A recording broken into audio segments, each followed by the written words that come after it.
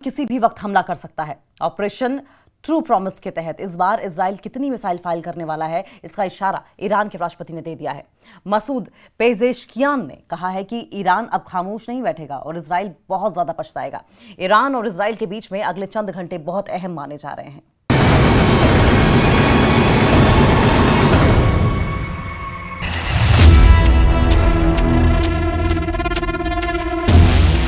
Tehran से 150 kilometre दक्षिण में जमकरान में इस तारीखी मस्जिद पर लाल परचम फहराया जा रहा है।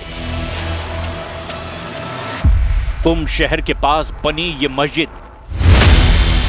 कम से कम 1000 साल पुरानी बताई जा रही है। यहां इस लाल झंडे को फहराए जाने का मतलब ना सिर्फ अफसोस की निशानी है, बल्कि बदला लेने का बहुत बड़ा सिग्नल भी है।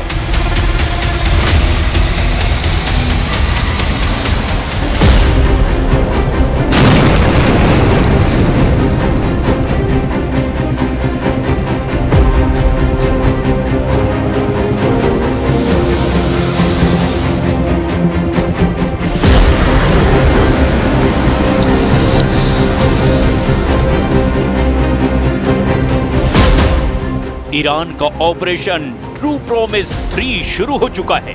ईरान पर इजराइल के हमले के बाद अब तेल अवीव से लेकर हाइफा और अशकेलॉन से लेकर के नेवातीम तक इन मिसाइलों का खौफ है, क्योंकि ईरान ने बदले का वायदा किया है। ईरान के सर्वोच्च नेता अली खामनेई का ऑर्डर है, अब इजराइल बचेगा नहीं, अब 100% बदला लेगा ईरान।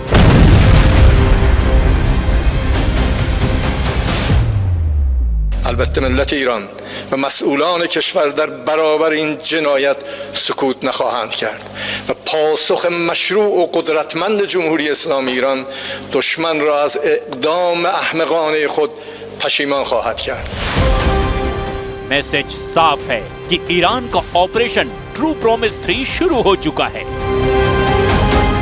खामनेई ने बहुत साफ शब्दों में कहा कि अपने कमांडरों और वैज्ञानिकों की हत्या का बदला जल्द से जल्द लिया जाएगा। खामनेई की लिस्ट में इजराइल के कई टारगेट हैं। पहला टारगेट तेल अवीव यानी इजराइल की राजधानी है। दूसरा टारगेट अब इजराइल के परमाणु ठिकाने हैं। तीसरे टारगेट पर इजराइल के सबसे खतरनाक मिलिट्री बेस हैं।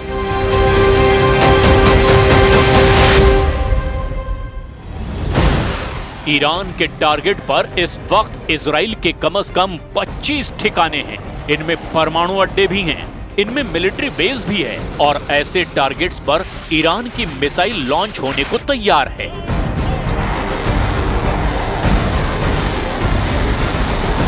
अब खामनेई के ऑर्डर पर इजराइल को दहलाने की पूरी तैयारी है। ईरान की हर वो मिसाइल जिसकी रेंज 1500 के आसपास है, वो इजराइल पर हमले के लिए बिल्कुल तैयार कर दी गई है। ईरान की मिसाइल खुर्रम शहर, रेंज 2000 किलोमीटर से ज्यादा। ईरान की फतह हाइपरसोनिक मिसाइल, रेंज करीब 1500 किलोमीटर। ईरान की Shahab 3 ballistic missile, range 2000 kilometre. Iran की Sejjil ballistic missile, range 2000 kilometre. ऐसी ही ईरान के पास 8 तरह की मिसाइल हैं जो इजराइल के एक एक इंच को कवर करती है। ईरान अपनी अंडरग्राउंड मिसाइल सिटी दिखा चुका है, जहां 10, 20, 100 नहीं, हजारों मिसाइलें हमेशा फायर करने के लिए तैयार रखी गई हैं। इन मिसाइलों में ईरान की इमाद मिसाइल भी है, सेजिल मिसाइल है, खैबर केशन, हज कासिम जैसी बहुत ही खतरनाक मिसाइल भी शामिल है। ऐसी कई मिसाइल हैं जो ईरान इजराइल पर पहले 2 बार फायर कर चुका है।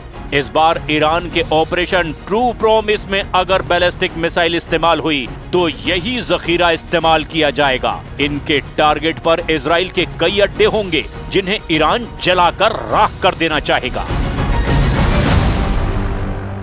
इजराइल की कैपिटल तेल अवीव, इजराइल का दूसरा सबसे बड़ा शहर और पोर्ट सिटी हाइफा, इजराइल का तीसरा सबसे बड़ा शहर अशकेलॉन, इजराइल का सबसे बड़ा बंदरगाह अशदोद, इजराइल का सबसे खतरनाक मिलिट्री बेस नेवातिम, नेगेव के रेगिस्तान में सबसे बड़ा शहर बीरशेबा।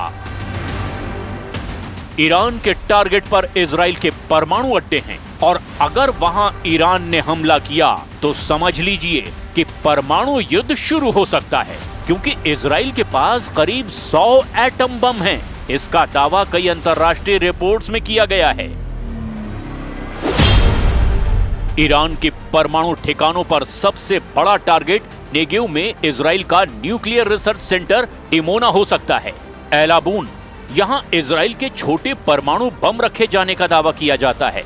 कफार ज़ेखारिया और तिरोश, जहां पर इजराइल का परमाणु बम का बड़ा गोदाम बताया जा रहा है। नहाल सोरेख, यहां पर इजराइल की परमाणु लैब है जहां परमाणु बम डिजाइनिंग का दावा किया जाता है।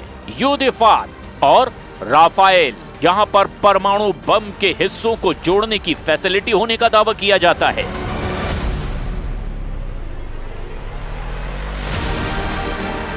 इस बार ईरान की मिलिट्री लीडरशिप को खत्म किया गया है। ईरान को मैसेज साफ है, इसका बदला बहुत खतरनाक होगा। ये बात अमेरिका तक भी पहुंच चुकी है। डोनाल्ड ट्रंप की तरफ से भी कह दिया गया है कि इजराइल के स्ट्राइक से अमेरिका का कोई लेना देना नहीं है, लेकिन यह भी कह दिया गया है कि वो जल्दी परमाणु डील करे, नहीं तो ईरान पर और भी खतरनाक हमले होंगे। ये वीडियो नतांज परमाणु फैसिलिटी का है। यहाँ धमाका देखिए।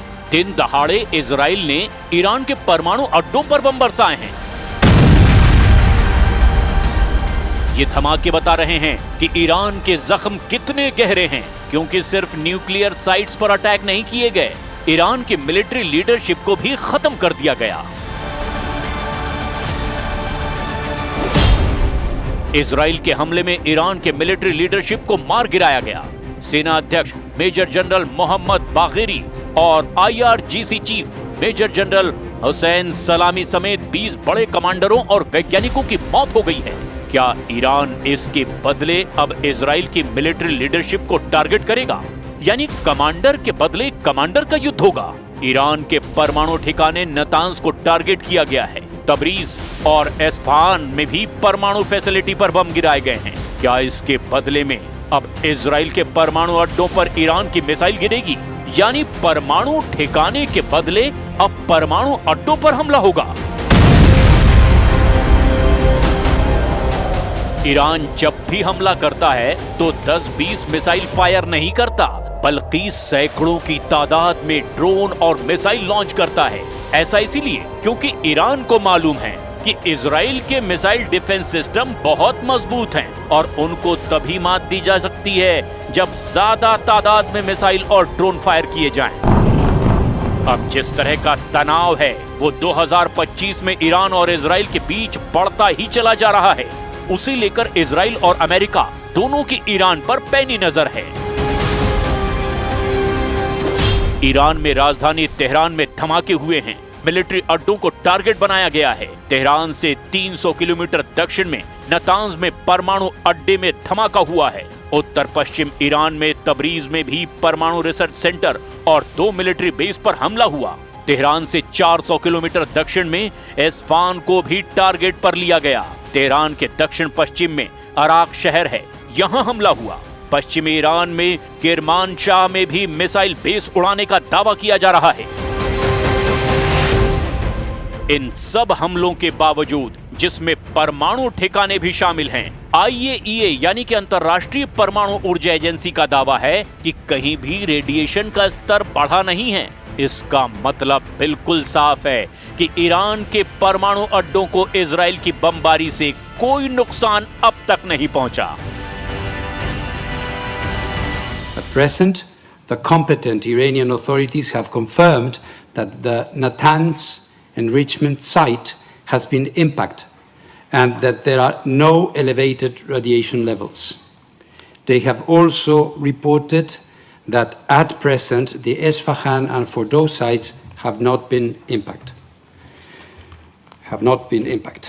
This development is deeply concerning. I have repeatedly stated that nuclear facilities must never be attacked, regardless of the context or circumstances, as it could harm both people and the environment. Iran बता चुका है कि उसके हथियार गोदाम में जितनी missile हैं, वो सब इजराइल का एक एक इंच कवर करती हैं। इजराइल की चुनौती को ईरान ने 2 बार मुंहतोड़ टक्कर दी है। 13 अप्रैल 2024 को ईरान ने इजराइल पर अटैक किया था। तब 300 ड्रोन और मिसाइल से हमला किया।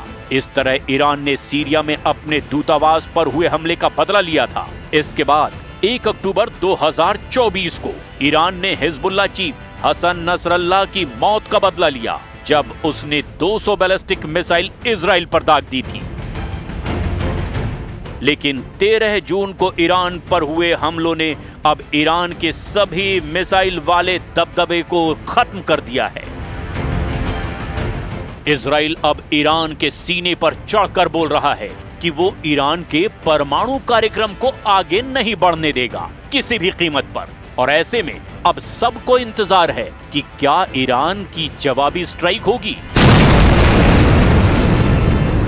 और अगर होगी तो उसके बाद इजराइल क्या करेगा, क्योंकि अब यह हमला सबसे बड़े युद्ध की तरफ बढ़ता हुआ दिखाई दे रहा है।